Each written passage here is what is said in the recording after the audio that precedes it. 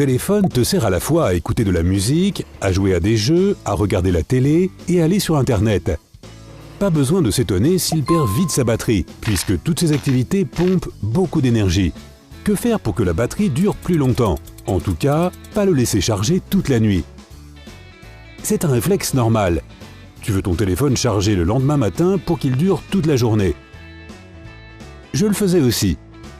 Et même si tu as un des derniers téléphones qui peuvent être chargés en moins d'1 heure, pas sûr que tu te souviennes de le brancher le matin au réveil quand tu es encore dans le gaz. Du coup, le conseil de ne pas laisser son téléphone pendant la nuit semble un peu étrange. En plus, cela augmente le risque qu'il ne se décharge complètement pendant la nuit et qu'il n'ait plus de batterie pour faire sonner ton réveil. Un vrai film d'horreur pour moi. Mais tu ne peux rien faire contre l'avis des scientifiques.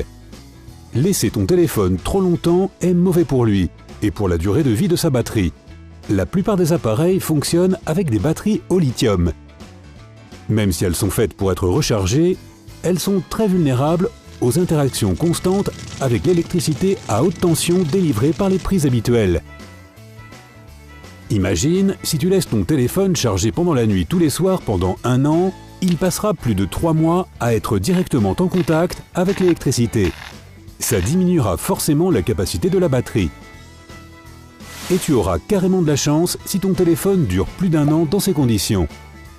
Heureusement, les fabricants connaissent le problème et essaient d'éviter ces conséquences désastreuses. Par exemple, il y a une fonction sur ton téléphone qui peut arrêter le processus de chargement au moment où tu atteins 100%. On pourrait croire que de cette façon, le problème est résolu. Mais non, ce n'est pas aussi simple. Dès que ton téléphone descendra à 99%, il se remettra à charger. Du coup, il n'arrêtera pas de passer à 99 et 100 et vice-versa pendant toute la nuit. Et cela peut également endommager la batterie. Fais aussi attention à ton chargeur.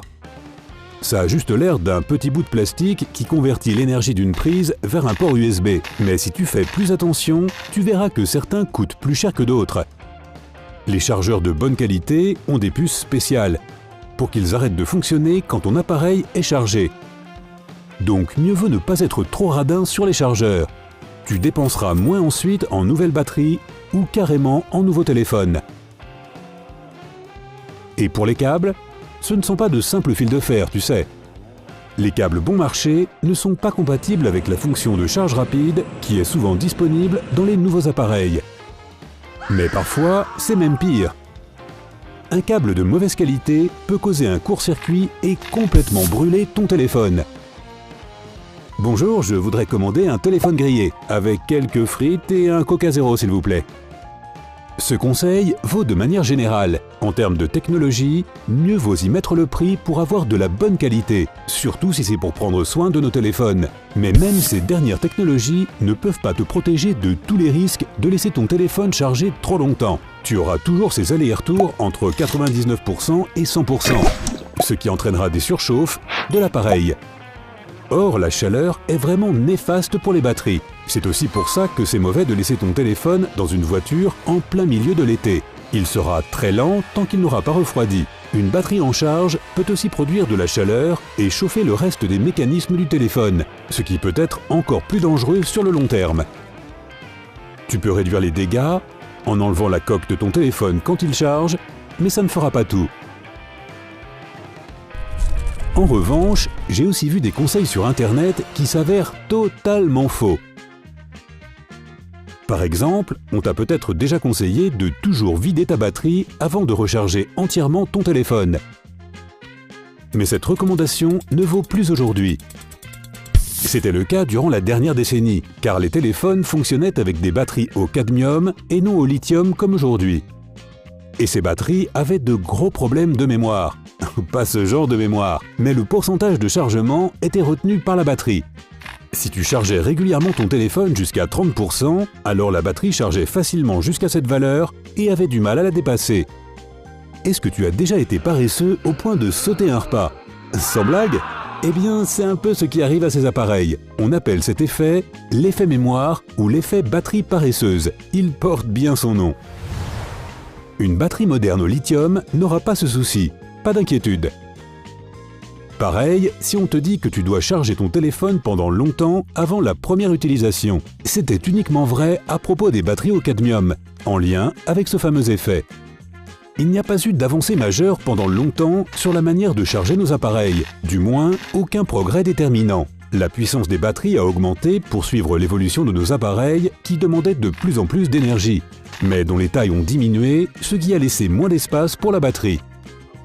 Donc, les ingénieurs continuent de chercher des moyens d'améliorer les batteries. Ils projettent de mettre au point de nouvelles batteries au lithium qui pourront charger en quelques minutes et durer plus d'une journée. Et ce n'est pas le plus fou. Et toi, quelle serait la batterie de tes rêves? Dis-le-moi dans les commentaires. En attendant, on continue. On connaît désormais, mais les ingénieurs veulent aller encore plus loin. Une de leurs nouvelles idées est de créer des chargeurs qui envoient de l'énergie à ton téléphone par Wi-Fi. Donc ce qui nous faisait perdre de la batterie pourrait bientôt nous permettre de la recharger. Et que penses-tu de charger un téléphone avec un son? En utilisant les principes piézoélectriques, de minuscules nanogénérateurs pourraient bien transformer le son qui t'entoure en énergie électrique. Même ta voix pourrait permettre de charger ton téléphone. Pas mal, non? Ce serait une bonne nouvelle pour les prestataires de services. Les scientifiques japonais essaient aussi depuis des années de remplacer le lithium par du sodium. La différence principale est que le lithium est assez rare et cher, alors qu'on trouve du sodium partout. C'est même l'un des éléments les plus répandus sur Terre. Ces batteries seraient donc non seulement plus efficaces, mais bien moins chères. Une autre idée est d'utiliser du vrai sable dans les batteries. Enfin, pas complètement. Cette batterie utiliserait du silicium, le composant principal du sable. Une fois réduit en structure de nanosilicium, cet élément serait bien plus efficace dans une batterie que le graphite actuel. Et qu'est-ce que tu penses de batteries en or? Trop bling bling?